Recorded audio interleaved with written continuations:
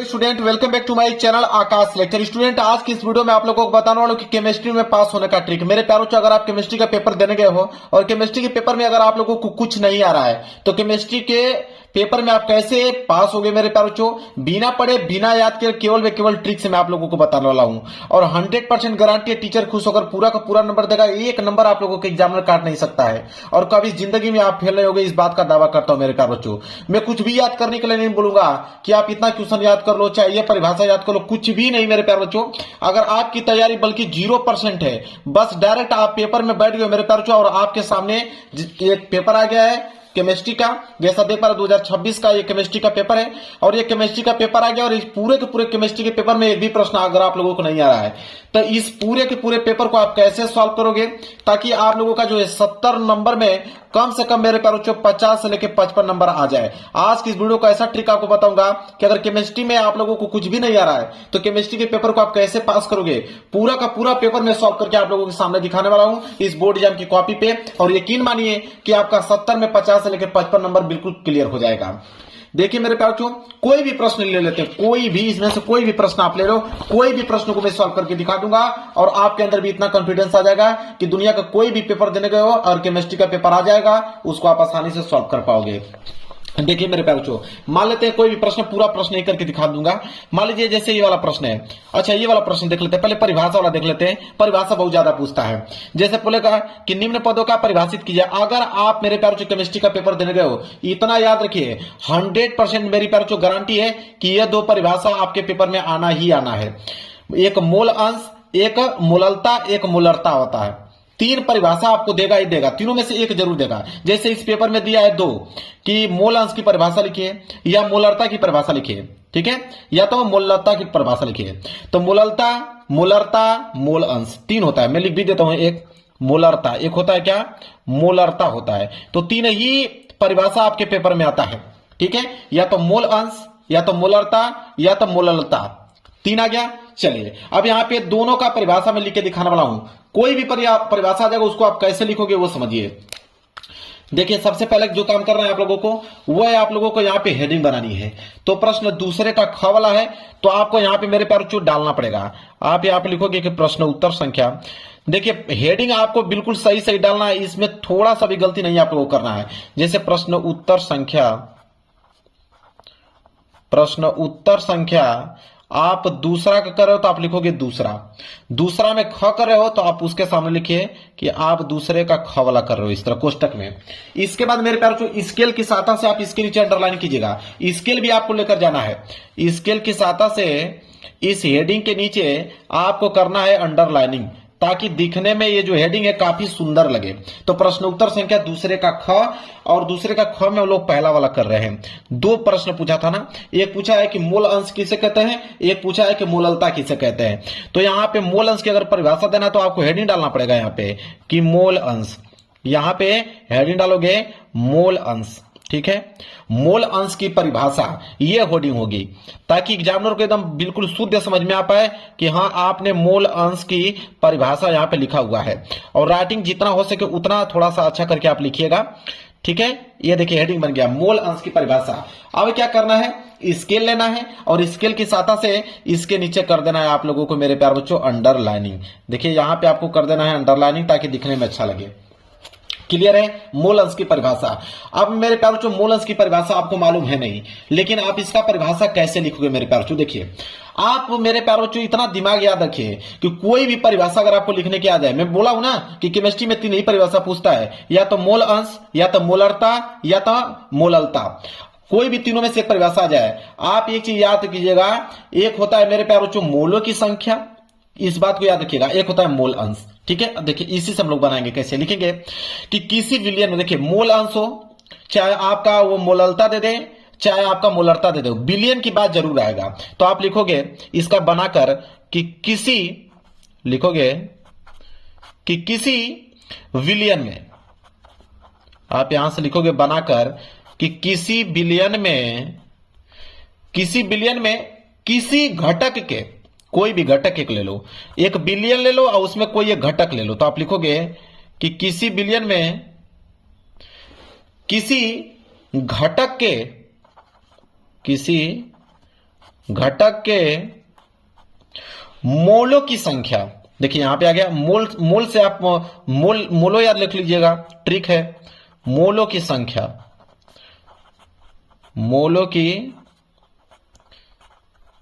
संख्या इस तरह बनाना है कि किसी बिलियन में किसी घटक के मोलों की संख्या के अनुपात, अनुपात याद रख लीजिएगा, के अनुपात को, बस इतना ही आपको पॉइंट याद करना है कि अनुपात को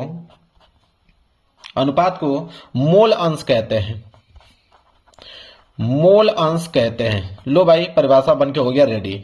एग्जामिनर एक नंबर चाह कर भी नहीं काट सकता, इसमें क्या उसको गलत लगेगा कि काटेगा आपसे। आपने लिखा है कि किसी बिलियन में किसी घटक के मोलों की संख्या के अनुपात को हम लोग मोल अंश कहते हैं। अब मेरे प्यार एक बात याद है, इसमें थोड़ा सा बनाकर और लिख दीजिएगा कि यहां पे लिख दीजिएगा कि घटक की बात किया है तो आप लीजिएगा कि इसमें दो घटक हैं। यहां आप लिखिएगा कि यदि, यहां पे इस तरह बनाकर थोड़ा सा बढ़ा के चढ़ाकर लिख दीजिएगा कि यदि बिलियन में दो घटक हैं, यदि बिलियन में ए और बी, ऐसे लिख दीजिएगा कि यदि बिलियन में ए और बी दो घटक हैं, दो घटक हैं, कौन से घटक है, एक ए है एक बी, इस तरह बनाकर लिखना है। तो आप यहां पे फार्मूला बना सकते हैं, इसको एक्स ए लिख दीजिए, इसको एक्स बी लिख दीजिए बनाकर, तो हो जाएगा एक्स ए बराबर, एक्स ए बराबर लिख दीजिएगा यहां पे जैसे एन ए, और बटे में एक आप एन ए और एक एन बी दोनों को जोड़ दीजिए, तो ये हो जाएगा एन ए और प्लस एन बी, इस तरह आप लोगों को जोड़ देना है। इसी तरह इसको एक्स बी लिख दीजिए, तो हो जाएगा एक्स बी बराबर, सेम यही फॉर्मूला लगाइए। यहाँ पे ए निकाल लेते तो यहाँ पे ए लिखा है, यहाँ पे बी निकाल रहे हैं तो यहाँ पे लिखेंगे एन बी, और बटे में आपका यही रहेगा n a plus n b. इस तरह आपको फार्मूला, कोई ना कोई एक फार्मूला बना देना ताकि एग्जामिनर को लगे कि आपने कोई ना कोई फार्मूला लिखा हुआ है। क्लियर है। इसका नामकरण भी आप कर सकते हो, कोई दिक्कत नहीं है। जैसे आप यहाँ पे लिख सकते हो इसका नामकरण कि यहाँ पे एक्स ए, यहाँ पे लिख दीजिएगा कि एक्स ए तथा एक्स बी, एक्स ए तथा एक्स बी ये क्या है, यह मोल अंश है। यहाँ पे लीजिएगा मोल अंश है, ताकि एग्जामिनर को मालूम चल पाए कि हाँ आपने इसका नामकरण किया है, मतलब आप जानकार हो। ठीक है, एक्स ए तथा एक्स बी मोल अंश है। इसके बाद बचा क्या आपका एन ए बचा, और यहाँ पे एन बी बचा, तो इसको आप लिख दीजिएगा यहाँ पे कि एन ए तथा एन बी, एन ए तथा एन बी ए मोल है, लिखिएगा ए मोल है, ऐसे लिख दीजिएगा। इसके बाद बचा क्या, यहाँ पे एन ए और प्लस एन बी, ये जो है कुल मोल है, यहां पे लीजिएगा कुल मोल, मतलब योग किया हुआ है, मतलब टोटल है, तो ये कुल मोल है। बस लो भाई, अब इसको बढ़ा चढ़ाकर आपने इतना अच्छे से एक पेज में लिख दिया कि एग्जामिनर प्रभावित होकर पूरा का पूरा नंबर आप लोगों को मेरे प्यारों को दे देगा। और ये जो आप फार्मूला लिखे हैं इसको थोड़ा कोष्टक में आप पैक कर दो, इसको थोड़ा कोष्टक में पैक कर दोगे ना तो एग्जामिनर और प्रभावित हो जाएगा आप लोगों से। ठीक है, गलत ही फार्मूला आप लिख दो, कोई दिक्कत नहीं है, गलत ही फार्मूला आप लिखो, लेकिन उसको सजा कर लिखो, उसको कोष्टक वगैरह में पैक कर दो, ताकि एग्जामिनर को लगे कि हाँ बिल्कुल आपने एकदम बिल्कुल फार्मूला जो है आपने सही लिखा है मेरे प्यारे बच्चों। ऐसे कोष्टक में उसको पैक कर दो। जो मैं तरीका आपको बता रहा हूं इसको अगर आपने याद कर लिया, एग्जामिनर एक नंबर काट नहीं सकता। लो भाई, मोल अंश की परिभाषा मैंने बना दिया। इसी तरह मेरे प्यारे बच्चों आपसे पूछा क्या है मोललता का ना, तो सेम परिभाषा यही आप लोगों को इंक्लूड कर देना है कि किसी विलयन में किसी घटक के मोलों की संख्या के अनुपात को हम लोग क्या कहते हैं, मोललता कहते हैं। क्लियर है, इस तरह परिभाषा आप लोगों को बनाना है, बाकी सेम चीजें ऐसे आप लोगों को छाप देना है। क्लियर है बनाकर। चलिए और प्रश्न हम लोग देख लेते हैं। चलिए देखिए मेरे प्यार एक न्यूमेरिकल दिया है, इसको भी सॉल्व कर लेते हैं। अगर न्यूमेरिकल इस प्रकार का आ जाएगा तो कैसे सॉल्व करोगे, जैसे दूसरे का क है, ठीक है, तो दूसरे का क है तो सबसे पहले क्या करोगे आप हेडिंग डालोगे। मैंने कहा ना कि हेडिंग आपको भूलना नहीं है, तो लिखोगे यहां पे कि प्रश्न उत्तर संख्या दूसरे का क, तो लिखोगे प्रश्न उत्तर संख्या दूसरे का क है तो आप डालोगे दूसरे का क, और स्केल की सहायता से इसके नीचे कर दोगे आप अंडरलाइनिंग। ठीक है, अब मेरे प्यारों को देखिए क्वेश्चन को पढ़िए क्या है। कह रहा है कि 30 ग्राम एथिलीन ग्लाइकॉल C2H6O2 को अगर 450 ग्राम जल में मिलाया गया है तो निम्नलिखित की गणना कीजिए। कौन कौन सा, पहला बताना है कि विलयन के हिमांक में अवनमन क्या होगा, दूसरा बताना है कि विलयन का हिमांक क्या होगा। दो प्रश्नों का उत्तर देना है। तो देखिए सबसे पहले करोगे क्या, जो पहला काम है अगर इस तरह का न्यूमेरिकल आ जाए तो कौन सा दिमाग आप लगाओगे, सबसे पहले तो हेडिंग आप डालोगे कि दिया है, उसका फॉर्मेट याद कर लो, कि किसी भी क्वेश्चन का फॉर्मेट क्या होता है लिखने का, तो सबसे पहले लिखोगे दिया है। क्या दिया है मेरे प्यारे बच्चों? अब देखिए यहां पे बोला है कि 30 ग्राम एथिलीन ग्लाइकोल को जल में मिलाया जाता है। अब यहां पे एक बॉक्स बना लीजिए, इससे एग्जामिनर बिल्कुल प्रभावित हो जाएगा मेरे प्यारे बच्चों। अगर यहां पे एक बॉक्स बना ले तो मान लीजिए यह पात्र है, यहां बना लोगे तो उसको लगेगा कि आप इसके बारे में बहुत कुछ जानते हो, तब आपने फिगर बनाया है। यहां पे लीजिएगा, यह क्या हो गया? पात्र हो गया। ठीक है, पात्र मतलब बर्तन हो गया, पात्र हो गया। अब इस पात्र में मेरे प्यारे बच्चों अगर हम किसी चीज को मिलाते हैं, ठीक है, इस बात को आप नोट कर लीजिए, अगर हम किसी चीज को मिलाएंगे तो उसे हम बोलते हैं विलेय। मिलाने वाले चीज को हम क्या बोलते हैं? विलेय बोलते हैं मेरे प्यारे बच्चों। ठीक है, और जिसमें मिलाया जाता है उसको हम बोलते हैं विलायक। तब जाके अगर विलायक में अगर हम विलेय को मिला दे तो मिश्रण तैयार हो जाता है। इस बात को आपकी भी जानकारी, इस पर थोड़ा चित्र बना दीजिएगा। अब यहां पे बोला है कि 30 ग्राम एथिलीन ग्लाइकोल को इतना ग्राम जल में मिलाया जाता है, तो 450 ग्राम जल में मिलाया जाता है, तो यहां विलायक जो होगा हो जाएगा 450 ग्राम। यहां पे डाल दीजिएगा जल, ताकि एग्जामिनर को अच्छे से मालूम चल पाए। हाँ, आपने बिल्कुल सही से लिखा है। विलेय की अगर हम बात करें तो विलेय कितना मिलाया जा रहा था? 30 ग्राम विलेय मिलाया जा था। क्या नाम था उसका मेरे प्यारे बच्चों? Ethylene glycol. तो उसका सूत्र लिख दीजिए C2H6O2, इस तरह लिख दीजिए। देखिए इतना पेज आपको यहां तक भर गया। अब क्या लिखोगे? इन्हीं चीजों को आप लिखना है। दिया है, लिखोगे कि विलेय का दिया हुआ भार, विलेय का दिया हुआ भार कितना है? 30 ग्राम। यही विलेय तो है, तो आप लिखोगे कि विलेय का दिया हुआ भार। देखिए क्वेश्चन में से ही आप बना बना कर लिख दोगे, एग्जामिनर को बिल्कुल कंफ्यूज हो जाएगा एग्जामिनर। तो विलेय का भार, ठीक है, विलेय का भार जो दिया हुआ है मेरे प्यारे बच्चों, वो दिया है 30 ग्राम। यहां पे लिखिए 30 ग्राम। एक लाइन आपका कंप्लीट हो गया। बिल्कुल इसी तरह मेरे प्यारे बच्चों अगर विलेय का अगर आपने भार 30 ग्राम देख लिया, जो कि क्या है यहाँ पे C2H6O2, तो इस बात को नोट कीजिए कि इसका अणु भार भी निकाल लीजिए, मतलब विलेय का अणु भार। तो यहां पे लिखोगे कि विलेय का अणु भार बराबर, विलेय का अणु भार बराबर, तो विलेय का अणु भार कैसे निकलता है आप जानते हो। जैसे मान लीजिए कि कार्बन, कार्बन यहाँ पे कितना है? 2 है, तो आप लिखोगे 2। और कार्बन का कितना होता है परमाणु भार? 12, तो यहाँ पे लिखोगे 12। प्लस हाइड्रोजन कितना है? 6, तो आप लिखोगे 6। और हाइड्रोजन की कितना होता है? 1 होता है। प्लस ऑक्सीजन कितना है? 2। और ऑक्सीजन की कितना होता है? 16 होता है। ठीक है, इसी तरह हो जाएगा 12 दूनी के 24, ये हो जाएगा आपका 6, ये हो जाएगा 16 दूनी के 32, और 24 6 30, और 30 और 32 कितना हो जाएगा? 62, तो हो जाएगा 62 ग्राम आ गया, और मोल में निकल रहा है तो ग्राम प्रति मोल हो जाएगा। बात खत्म, इस तरह लिख दीजिए। अब इतना भर गया आप लोगों का। अब मेरे प्यारे बच्चों ये दिया है विलायक का भार, तो आप लिखोगे अगली लाइन कि विलायक का भार बराबर, लिखोगे विलायक का दिया हुआ भार, इस तरह लिख दीजिए, विलायक का दिया हुआ भार, दिया हुआ भार। तो विलायक का दिया हुआ भार कितना है? 450 ग्राम, तो लिखोगे 450 ग्राम, इस तरह लिख दीजिए। अब मेरे प्यारों बच्चों अपने दिमाग से इसमें एक चीज और ऐड कर लीजिए कि शुद्ध जल का हिमांक। ठीक है, यहां पे आप लिख दीजिए कि शुद्ध जल का हिमांक। क्वेश्चन को थोड़ा बढ़ाने के लिए आपको लिखना पड़ेगा शुद्ध जल का हिमांक। जो भी चीजें आपके दिमाग में चल रही है सब कुछ आप अच्छे तरीके से लिखते रहिए। शुद्ध जल का हिमांक जो होता है मेरे प्यारों बच्चों, उसको हम लोग किससे डिनोट करते हैं? TF, और यहां पे नॉट से, TF नॉट से। आप कोई भी सिंबल यहां पे लिख दो, TF नॉट लिख दो, और ये यहां पे लिख दो 0 डिग्री सेल्सियस में। मेरे प्यारों बच्चों हम लोग क्या करते हैं? 273 केल्विन यहां पे जोड़ देते हैं, तो ये TF का वैल्यू हो जाएगा 273 केल्विन। बात खत्म, इस तरह बढ़ाकर लिख दो, क्या ही फर्क पड़ता है। हो गया, यहां तक समझ में आ गया। अब मेरे प्यारों बच्चों ध्यान दीजिए, पहला क्वेश्चन हमसे क्या पूछा है कि विलयन के हिमांक में अवनमन। ठीक है, तो आप यहां पे हेडिंग डालोगे, यहां पे पहला हम लोग निकालने जा रहे हैं कि विलयन के हिमांक में अवनमन, विलयन के हिमांक में अवनमन, अवनमन। ठीक है, तो विलयन के हिमांक में अवनमन को हम लोग किससे डिनोट करते हैं? आप लिख दीजिएगा डेल्टा TF, यहां पे दिया ना, तो लिख दीजिएगा डेल्टा TF बराबर, यहां पे लिख दीजिएगा KF। कोई समझ रहा थोड़ी, आप KF लिख दो, KF गुणे M लिख दीजिए। ये हो गया आप लोगों का फार्मूला तैयार। इसको आप थोड़ा ब्रैकेट में यहाँ पे पैक कर दो ताकि एग्जाम को लगे हाँ बिल्कुल आपने सही लिखा हुआ है। आप पेज भर गया, कोई दिक्कत नहीं, पेज को पलट लो, यहाँ पे पेज को आप पलट के इधर पेज कर लो भाई, नया पेज आ गया। अब इस पे मेरे प्यार आगे लिखो, यहाँ पे लिखेगा डेल्टा TF, ये तो लिखे थे ना, डेल्टा TF बराबर क्या था? KF।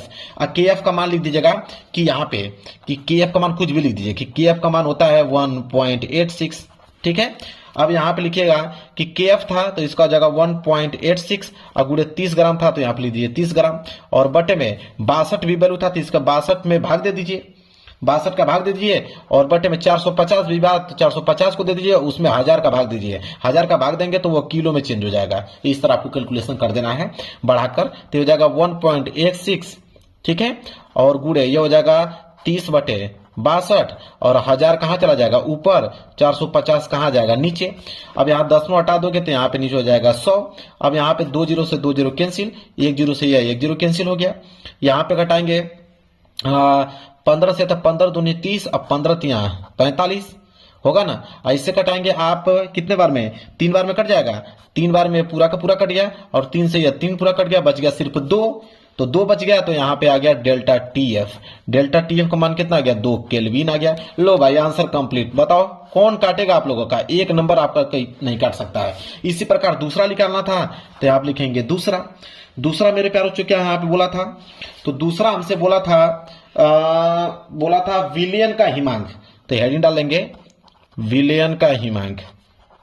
विलियन का हिमांक देखिए काफी ऐसे भरी जाती है, नंबर ऐसे मिलता है, तो विलियन का हिमांक। अब विलियन के हिमांक को आप क्या कीजिए कि यहाँ पे इस तरह लिखिए कि डेल्टा TF नॉट में से डेल्टा TF घटा दीजिए, और ये बराबर हो जाएगा 2 केल्विन के, इस तरह। और डेल्टा TF का मान अभी हमने देखा कि 273 केल्विन आ रहा था, और यहाँ पे डेल्टा TF है और बराबर 2 केल्विन, ठीक है।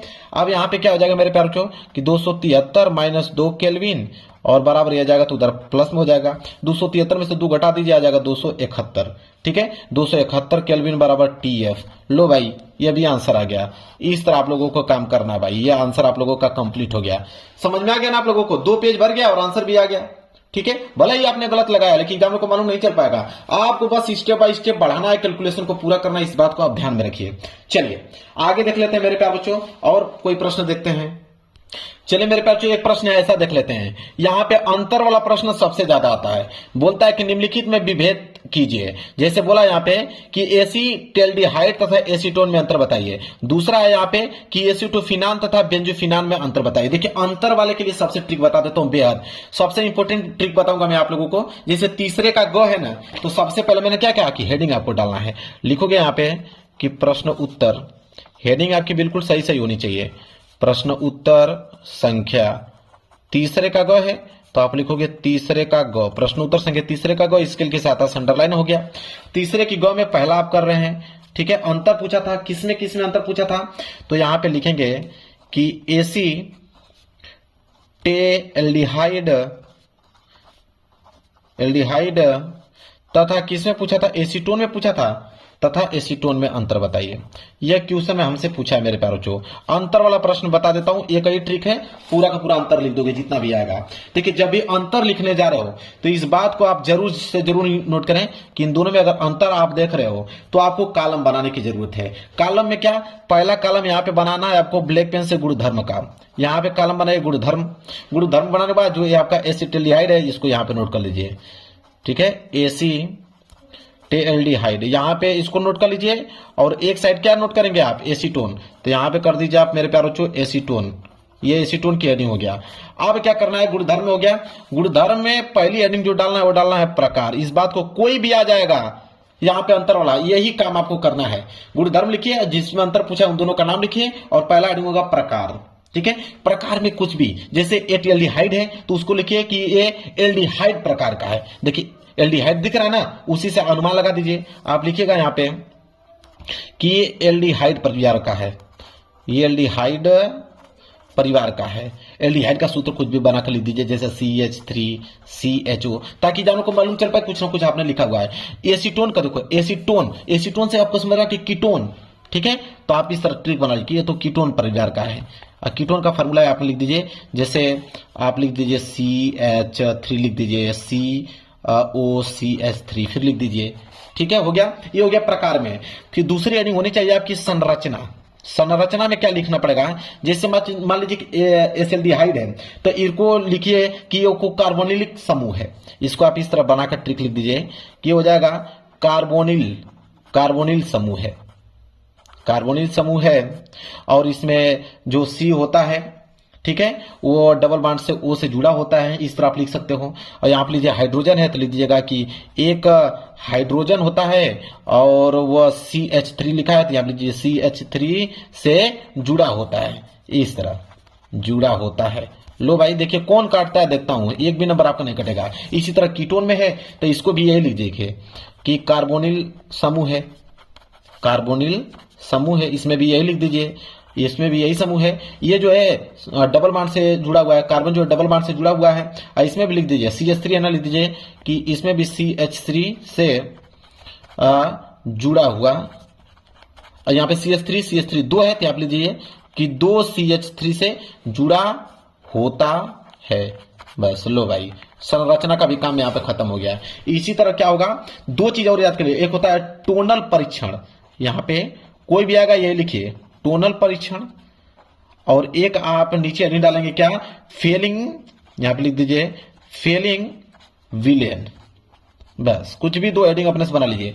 टोनल परीक्षण में क्या लिखोगे कि यह जो होता है टोनल से अभिक्रिया करता है, इस तरह लिख सकते हैं कि यह जो होता है टोनल से अभिक्रिया करता है, अभिक्रिया करता है, इस तरह लिख दीजिए। और इसमें क्या लिखेंगे, यह टोनल से अभिक्रिया नहीं करता है। इसी तरह फेलिंग विलियन आ गया, ठीक है, तो इसमें लिखिएगा कि यह फेलिंग से अभिक्रिया करता है, फेलिंग से अभिक्रिया करता है, और इसमें लीजिए फेलिंग से अभिक्रिया नहीं करता है। लो भाई पूरा का पूरा देखिए, संरचना, प्रकार संरचना, टोनल परीक्षण, विलियन, फेलिंग विलियन, आपको इस तरह जब देखेगा एग्जामिनर पूरा अच्छे से, अगर आप राइटिंग बना के लिखे रहेंगे तो आपको नंबर देता चला जाएगा मेरे प्यारे बच्चों। समझ में आ गया आप लोगों को? अब जो मैं चीज बता रहा हूं वो चीज समझिए, जो सबसे ज्यादा इंपॉर्टेंट है, जो ज्यादातर पूछा जाता है मेरे प्यारे बच्चों, वो चीज बता रहा हूं। रासायनिक समीकरण वाला ट्रिक समझ लीजिए। देखिए रासायनिक समीकरण ये देता है, देखिए 5 नंबर के लिए बोल दिया है कि निम्नलिखित परिवर्तन की केवल रासायनिक समीकरण लिखिए। अब दिमाग लगाइए आप लोग, देखिए यहां पे आपको 1 2 3 4 5 दिया हुआ है, बोला है कि ब्यूटेन 1 आल से ब्यूटोनाइक अम्ल। अब इसका हमें क्या लिखना है, रासायनिक समीकरण लिखना है पहले का। और जब इसका रासायनिक समीकरण लिखना है तो अब इसी पेपर में रिएक्शन आपको दिया होगा। देखिए मेरे प्यारे बच्चों, यहां दिया है, इसमें भी 5 दिया हुआ है, इसमें भी 5 दिया हुआ है, तो जो पहला था उसमें यह वाला उठाकर लिख दो कि यह होगा उसका रिएक्शन। समझ आ रहा है? चाहे यहां पे है यह वाला, इसको लिख सकते हो कि यह हुआ उसका रिएक्शन, ठीक है। इसी प्रकार मेरे प्यारे बच्चों देखिए, इसी प्रकार यहां पे आइए, ये जो दूसरा है कि ब्यूटेनेल से ब्यूटोनोइक अम्ल, इसका रासायनिक समीकरण लिखिए, तो इसके जगह पे आप ये वाला दूसरा लिख दीजिए। क्लियर है? इसी प्रकार मेरे प्यारे बच्चों यहां पे बोला है कि यह 3 नाइट्रोब्रोमोनोजिन से 3 नाइट्रोबेनोजोनिक अम्ल, इसका रासायनिक समीकरण लिखिए, तो इसका मेरे प्यारे बच्चों ये वाला लिख दो, ये वाला। तो 5 उधर भी है, 5 इधर भी है, इसी तरह पलट कर उन 5 की जगह इसको लिख देना है। अब ध्यान दीजिए, और जब इस वाले प्रश्न की बारी आएगी कि निम्नलिखित यौगिकों का आईपीएससी नाम लिखिए, अब ये जो 5 आपको दिख रहे हैं, इन 5 की जगह उनको उठाकर लिख दीजिए, मतलब पलट करना है, उनके जगह पे इनको लिखिए, इनके जगह पे उनको लिखिए, बस।